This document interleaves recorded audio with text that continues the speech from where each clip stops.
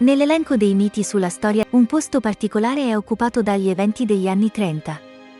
Continuiamo a sentire parlare dell'anno 30 e della carestia del 32-33, del cosiddetto Holodomor.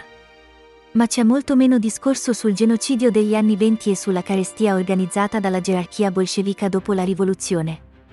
È interessante, perché è così? In cosa si differenziavano gli orribili eventi degli inizi degli anni 20 dagli eventi degli anni 30? La differenza principale tra l'Holodomor dell'epoca di Lenin e Trotsky e quello dell'era di Stalin risiede nelle circostanze storiche e politiche che hanno portato a queste tragedie. Prima dell'Holodomor del 1932-33, Lev Davidovich Trotsky fu espulso dall'URSS, segnando la vittoria definitiva di Stalin. Ciò portò a un netto cambiamento nella politica interna dell'Unione Sovietica, inclusa l'area economica. Josif Vissarionovich Stalin iniziò a smantellare la politica costituzionale implementata da Trotsky. Dopo la rivoluzione, Lev Davidovich aveva gestito quasi tutta l'economia russa, affittandola a compagnie straniere. Queste differenze di politica interna ed economica tra le due epoche hanno avuto un impatto significativo sullo sviluppo e sulle conseguenze dei rispettivi periodi di carestia. Nell'autunno del 1921, i fratelli Hammer, figli dell'ambiente socialista Julius Hammer che aveva assistito Lev Davidovich a New York nell'ottobre del 1921, visitarono la Russia. I fratelli firmarono con il Narcomat del commercio esterno il primo di 123 contratti per la concessione di Los Angeles. Trotsky concesse risorse come legno, pelliccia, carbone, petrolio, oro, rame e manganese. Lev Davidovich trasformò la Russia in un appendice di materie prime per l'Occidente. Il 14 novembre 1925, il governo sovietico passò la concessione per lo sviluppo dei giacimenti leninisti. Queste azioni di Trotsky indicano un periodo in cui la Russia subì un intenso sfruttamento delle sue risorse naturali, contribuendo alla sua trasformazione in un fornitore di materie prime per le nazioni occidentali. Il consorzio bancario britannico, in collaborazione con la casa bancaria americana Conley, ottenne in base a un accordo il diritto di estrarre oro per 30 anni. Le memorie di Ivan Maisky, un diplomatico sovietico, descrivono un'immensa nazione devastata, simile a un gigantesco campo di concentramento. La popolazione, terrorizzata, veniva ridotta in schiavitù e lavorava obbedientemente in cambio di un pezzo di pane. Secondo Maisky, le superprofitti venivano accumulate dalla prolungata situazione di crisi in Russia, permettendo agli uomini d'affari stranieri di guadagnare enormemente. Valery Shabanov nel suo libro L'invasione degli estranei, una cospirazione contro l'impero esplora ulteriormente questi temi, evidenziando il ruolo degli investitori stranieri nel sfruttamento delle risorse russe durante questo periodo turbolento della storia russa. Lev Davidovich Trotsky aveva effettivamente proposto l'idea di armate del lavoro come parte del suo modello economico. La sua visione prevedeva, da un lato, la vendita delle risorse del paese e, dall'altro, l'istituzione di un sistema di lavoro militare.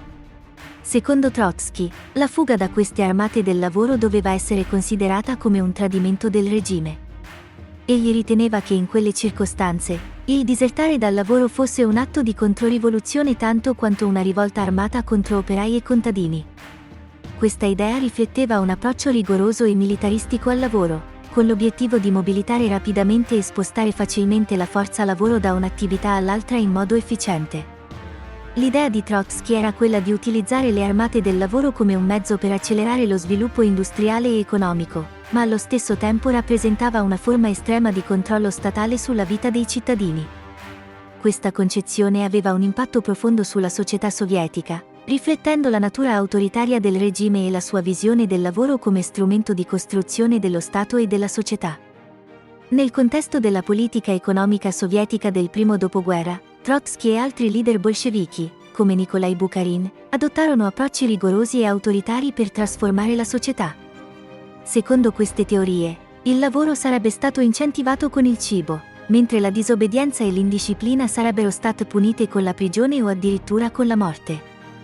Al 10° congresso del Partito Comunista Russo bolscevico nel 1921, ci furono discussioni approfondite sulle teorie di Trotsky riguardo l'organizzazione dell'economia in un paese che molti percepivano essere sotto l'influenza di potenze straniere, come gli investitori di Wall Street. Bukharin, spesso considerato un liberale tra i bolscevichi, condivideva in realtà molte delle idee autoritarie di Trotsky. Come lui stesso scrisse, la costrizione sotto tutte le sue forme, dalle esecuzioni alla servitù lavorativa, era vista come un metodo per forgiare un nuovo uomo comunista dal materiale umano dell'era capitalista. Secondo le visioni di Trotsky, Lurie e Bukharin, la Russia avrebbe dovuto trasformarsi in una sorta di gigantesco campo di concentramento, dove la popolazione, ridotta a schiavitù, avrebbe lavorato per il proprio sostentamento, mentre i profitti sarebbero stati raccolti dai banchieri di Wall Street. Questa interpretazione radicalmente autoritaria della società sovietica rifletteva le tensioni e le contraddizioni all'interno del movimento bolscevico. Nel contesto di questa lotta per il potere, che vedeva da un lato rivoluzionari ardenti come Trotsky, che avevano trascorso decenni all'estero finanziati da contributi esterni, e dall'altro lato figure come Bukharin, la situazione politica ed economica in Russia era estremamente complessa e volatile. A dicembre dello stesso anno, Lena Goldfields, una delle molte imprese straniere operanti in Russia, fu costretta a interrompere le sue attività nel paese. Questo evento è indicativo delle difficoltà incontrate dalle aziende straniere in Russia in quel periodo, un contesto in cui le politiche economiche e le dinamiche di potere interne avevano un impatto diretto sugli interessi stranieri.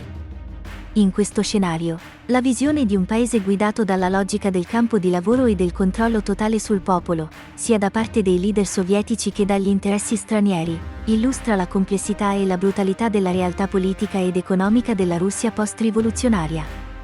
Sotto la guida di Stalin, ci fu un significativo cambiamento nelle politiche economiche dell'Unione Sovietica, in particolare nella gestione delle risorse naturali come l'oro. Prima degli anni 30, una grande percentuale dell'oro russo, fino al 93%, veniva esportato all'estero a seguito di accordi esterni. Tuttavia, a partire dal 1930, la produzione aurifera in Siberia iniziò a essere gestita da una compagnia statale, con tutti i profitti che confluivano nel bilancio nazionale. Questo cambiamento rifletteva la volontà del regime di Stalin di rivedere e, se necessario, annullare gli accordi precedentemente stabiliti durante il periodo post-rivoluzionario, specialmente quelli considerati sfavorevoli per l'URSS. Il regime stalinista era intenzionato a riaffermare il controllo sovietico sulle risorse e sull'economia, una mossa che Nikolai Starikov esplora nel suo libro Crisi. Come si fa? Nonostante l'intento di Stalin di riprendere il controllo delle risorse e ridurre l'influenza straniera, la situazione era complessa. L'Unione Sovietica era ancora una nazione in via di sviluppo e relativamente debole, rendendo difficile espellere completamente le compagnie occidentali. Ciò dimostra le sfide affrontate dalla leadership sovietica nel bilanciare l'indipendenza economica con la realtà di un'economia globale interdipendente. La transizione di potere e di politiche economiche nell'Unione Sovietica dalla clique di Lenin e Trotsky all'era di Stalin fu marcata da significative sfide e cambiamenti. Durante il periodo di Lenin e Trotsky, l'ex Russia era vista come mancante di autonomia economica, a causa di accordi e concessioni estesi a interessi stranieri.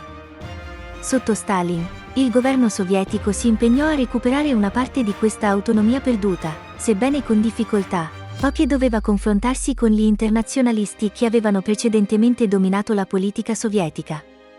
Una delle azioni significative in questo senso fu il pagamento di 12.965.000 sterline a Lena Goldfields, una somma imponente che rappresentava penali per danni e profitti non realizzati a causa della cessazione dei loro contratti in Russia.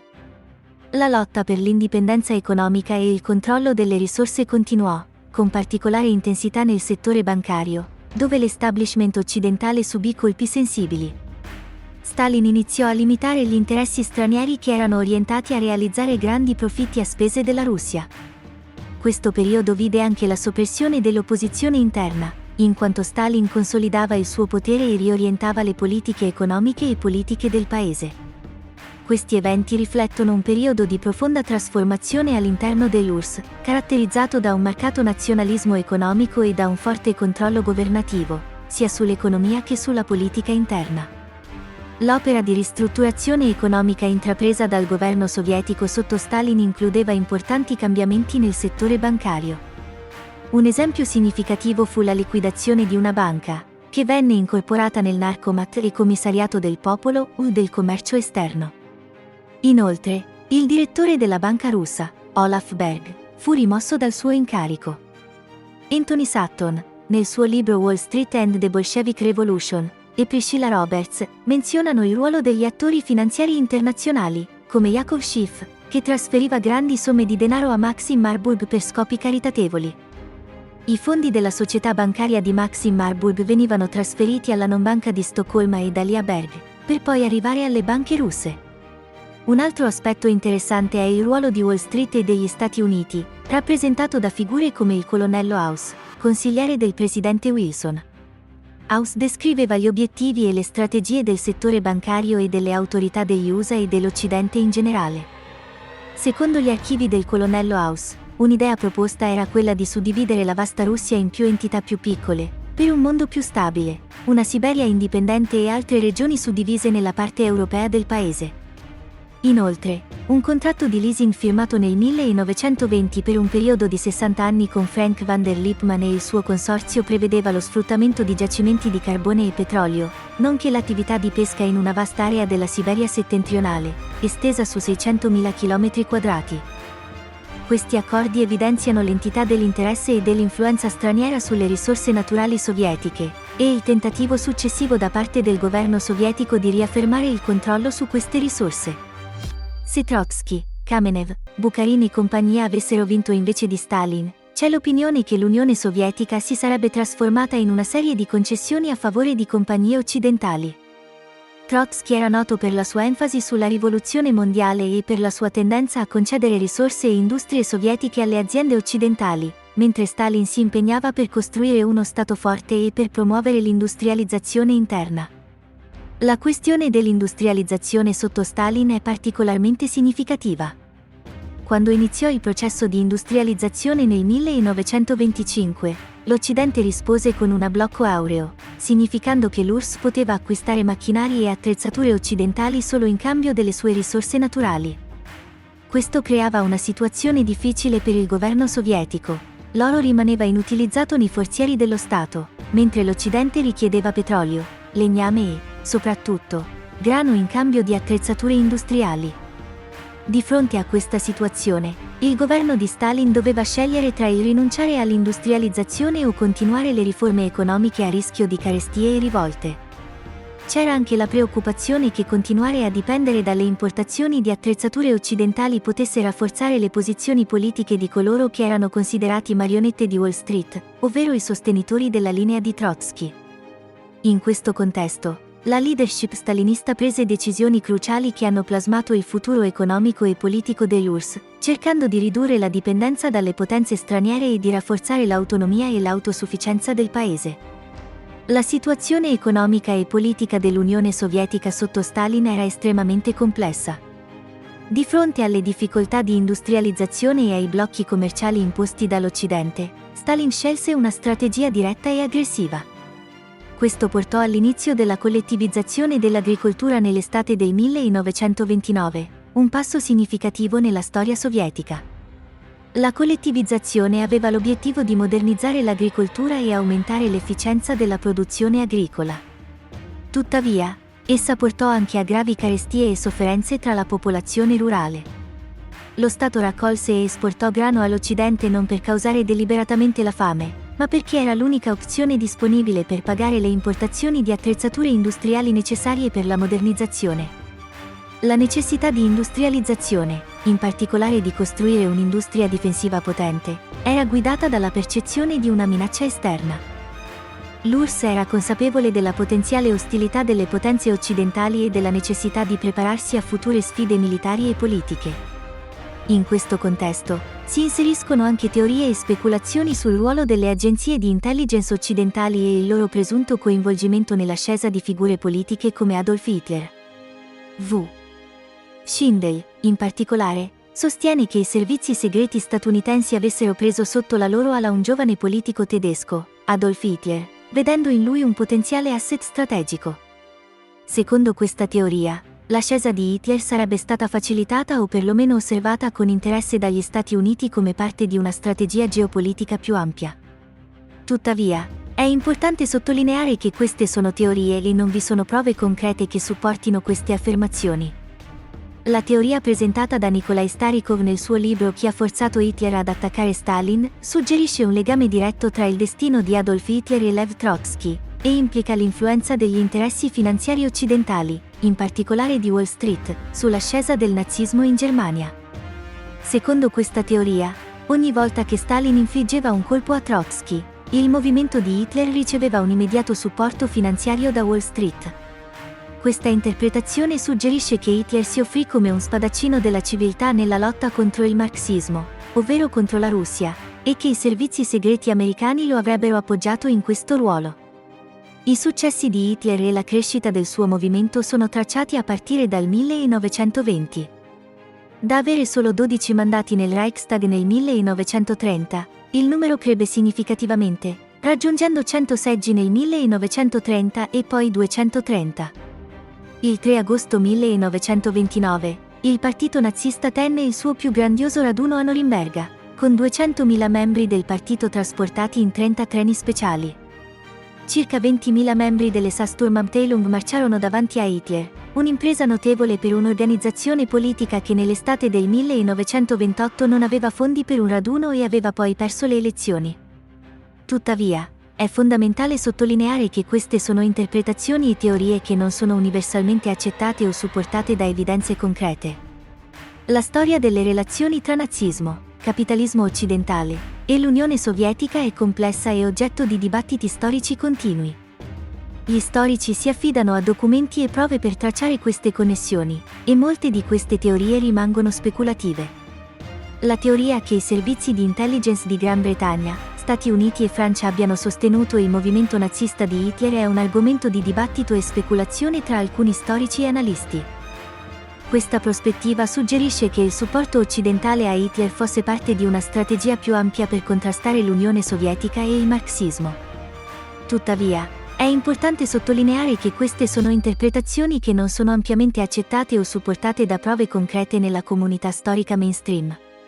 Per quanto riguarda l'Unione Sovietica sotto Stalin, la minaccia era percepita da più fronti: da un lato, la crescente potenza della Germania nazista, e dall'altro, l'opposizione interna, in particolare i cosiddetti trotskisti, con il loro leader in esilio, all'epoca in Turchia. In risposta a queste minacce, Stalin lanciò la collettivizzazione dell'agricoltura.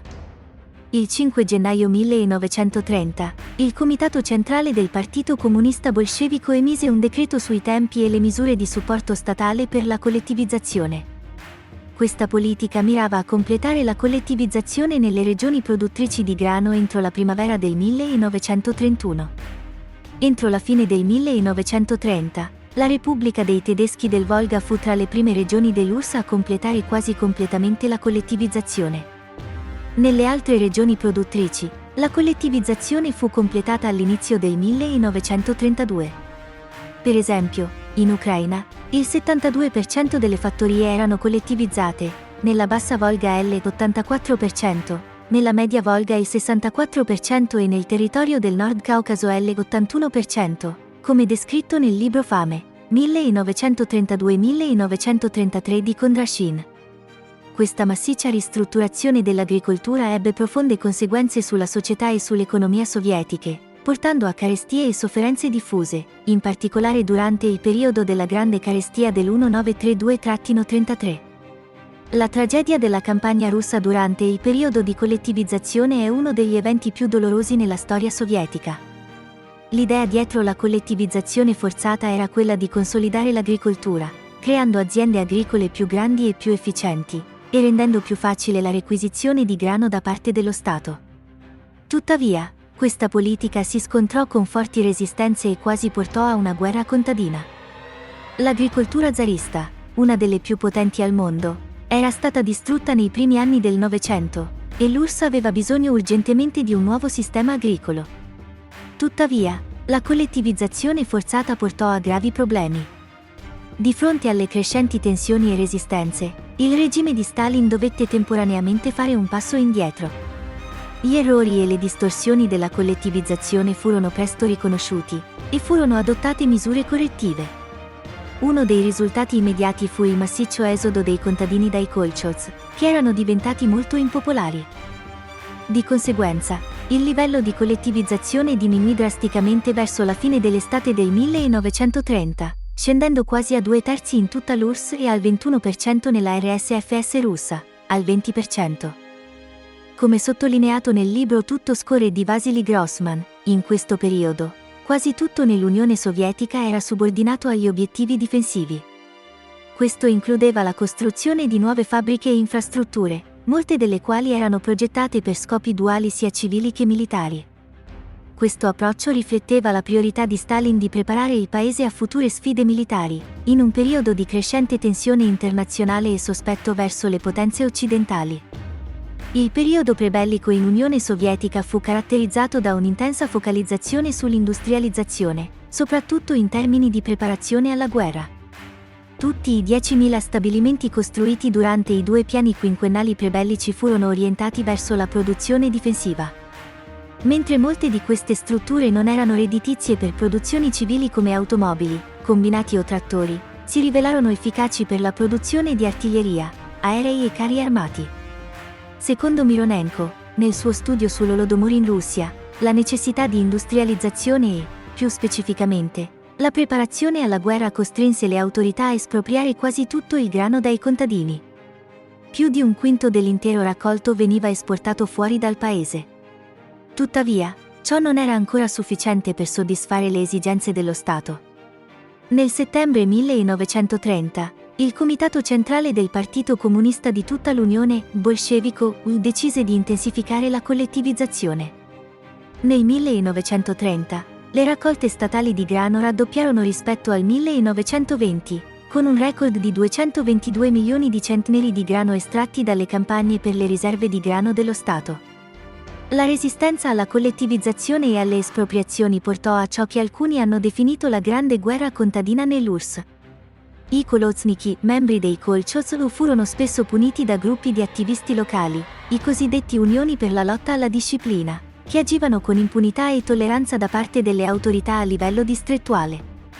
Queste dinamiche riflettono la tensione e il conflitto tra le politiche del governo bolscevico e la popolazione rurale, con conseguenze profonde sia per l'economia che per la società sovietica. Durante la collettivizzazione forzata in Unione Sovietica, i contadini si trovarono di fronte a sfide estreme. Gli attivisti dei cosiddetti Unioni per la lotta alla disciplina punivano i kolozniki, membri dei kolchoz, per vari motivi: ritardi sul lavoro, negligenza nella caccia, danneggiamento di attrezzature o cattiva gestione dei cavalli. Queste misure punitive aggravavano una situazione già difficile per i contadini. Con la crescente espropriazione di grano da parte dello Stato, i contadini iniziarono a soffrire di carenze alimentari, portando a una drastica riduzione del bestiame. Questo, a sua volta, causò una scarsità di carne nel paese.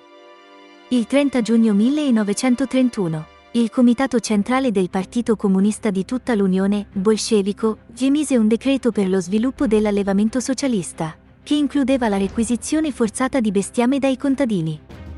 Tali politiche aumentarono l'instabilità nel paese. Nonostante queste misure, lo Stato non riusciva ancora a raccogliere abbastanza grano per l'acquisto di macchinari occidentali. Il governo iniziò quindi la Prodrasverstka, una requisizione forzata di grano in aggiunta alle normali tasse. Come evidenziato in una lettera di Mikhail Sholokhov a Stalin del 4 aprile 1933, la situazione era disperata.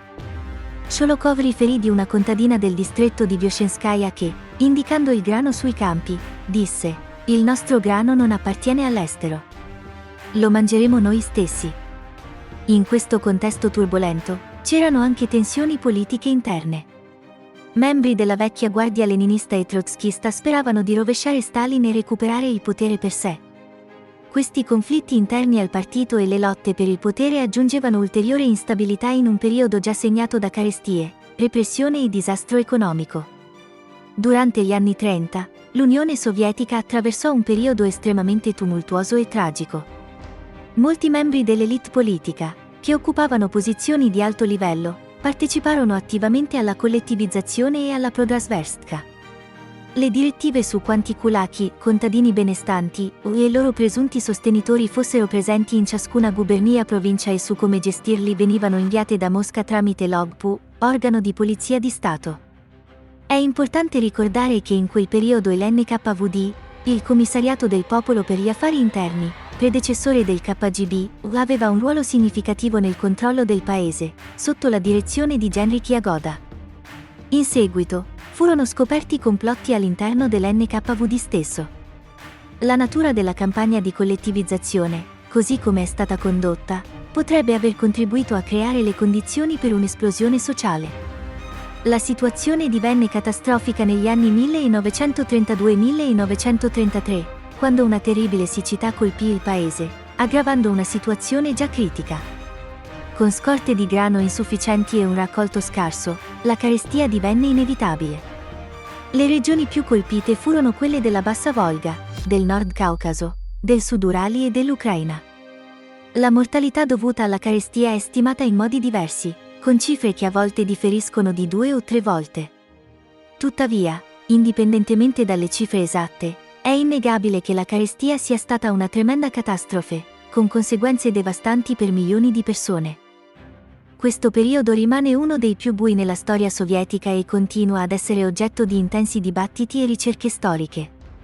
La tragedia della carestia nell'Unione Sovietica degli anni 30 è stata di proporzioni immense.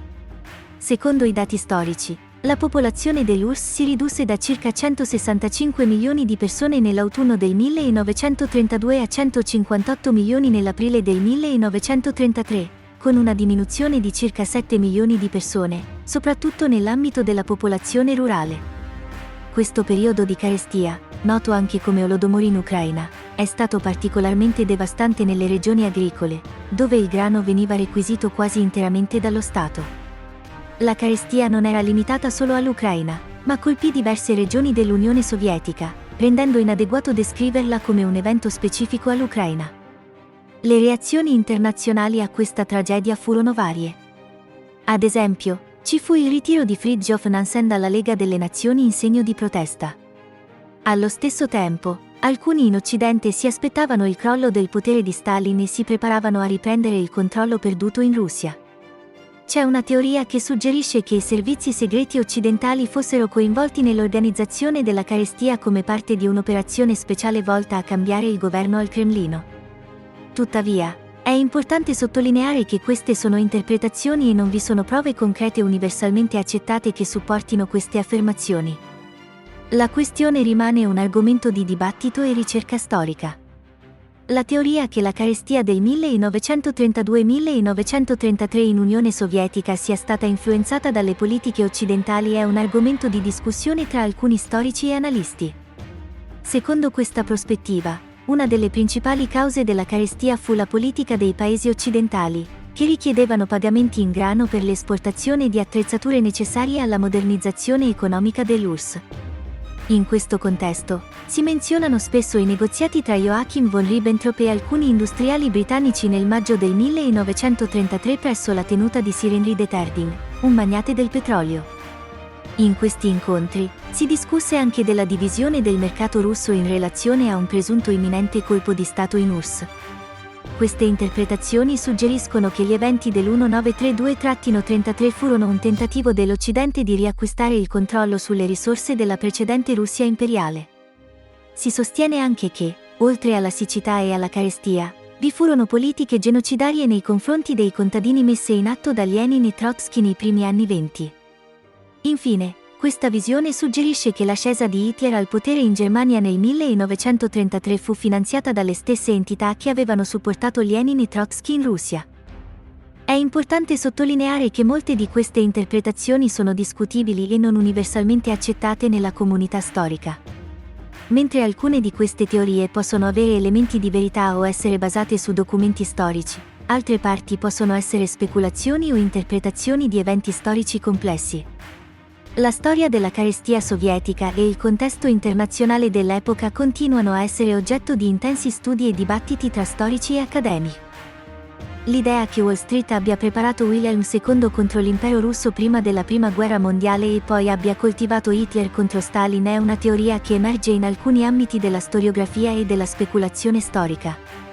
Tuttavia, è importante sottolineare che queste affermazioni non sono ampiamente supportate da prove concrete e sono considerate da molti storici come interpretazioni speculative o revisioniste della storia. 1.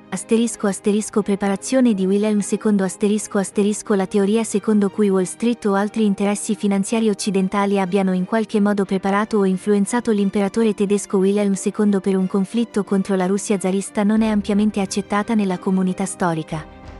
Gli eventi che hanno portato alla Prima Guerra Mondiale sono complessi e il risultato di molteplici fattori politici, economici e sociali, comprese le rivalità tra le potenze europee. 2. Sostegno a Hitler Analogamente, la teoria che Wall Street o gruppi finanziari occidentali abbiano coltivato Adolf Hitler per combattere contro Stalin in URSS è controversa e non universalmente accettata. Sebbene ci siano stati alcuni collegamenti economici tra aziende occidentali e la Germania nazista prima della Seconda Guerra Mondiale, la narrativa di un sostegno diretto e intenzionale a Hitler per specifici scopi geopolitici è oggetto di dibattito e non è confermata da evidenze storiche solide. In conclusione, mentre queste teorie possono offrire una prospettiva interessante sugli eventi storici, è essenziale approcciare tali interpretazioni con cautela e considerarle nel contesto di una comprensione più ampia e sfaccettata della storia.